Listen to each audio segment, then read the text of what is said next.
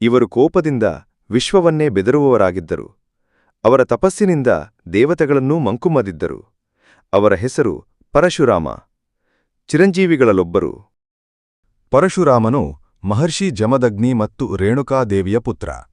ಬಾಲ್ಯದಿಂದಲೇ ಆತ ಧರ್ಮಪಥದಲ್ಲಿ ನಡೆಯುತ್ತಿದ್ದ.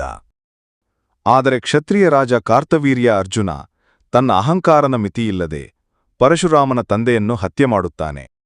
ಇದು ಪರಶುರಾಮನ ಅಸಹ್ಯವಾದ ಕ್ಷಣ. ಅವನು ಪೃಥ್ವಿಯ ಎಲ್ಲಾ ಅಹಂಕಾರಿ ಕ್ಷತ್ರಿಯರನ್ನು 21 ಬಾರಿ ಸಂಹರಿಸುತ್ತಾನೆ. ಆ ಕ್ರೋಧದ ನಂತರ ಪರಶುರಾಮನು ಪಾಪದಿಂದ ದೂರ ಹೋಗಿ ತಪಸ್ಸು ಆರಂಭಿಸುತ್ತಾನೆ. ಅವನ ಮನಸ್ಸಿನಲ್ಲಿ ಶಾಂತಿ, ದೇವಭಕ್ತಿ, ಧರ್ಮದ ಅರಿವು ಮೂಡುತ್ತಿತ್ತು.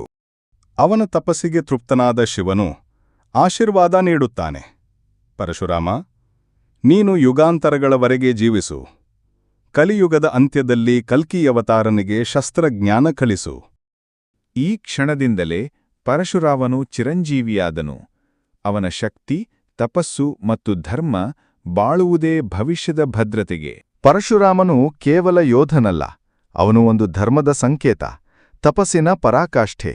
ಅವನ ಕಥೆ ನಮ್ಮೊಳಗಿನ ಅಹಂಕಾರವನ್ನು ನಾಶ ಮಾಡಿ ಧರ್ಮದತ್ತ ತೋರಿಸುತ್ತದೆ. ಈ ಕಥೆ ನಿಮಗೆ ಇಷ್ಟವಾಯಿತಾ?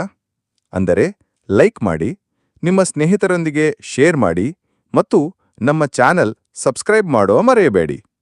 ಮತ್ತೊಂದು ಪೌರಾಣಿಕ ಸಾಹಸಕ್ಕೆ ಮತ್ತೆ ಭೇಟಿಯಾಗೋಣ.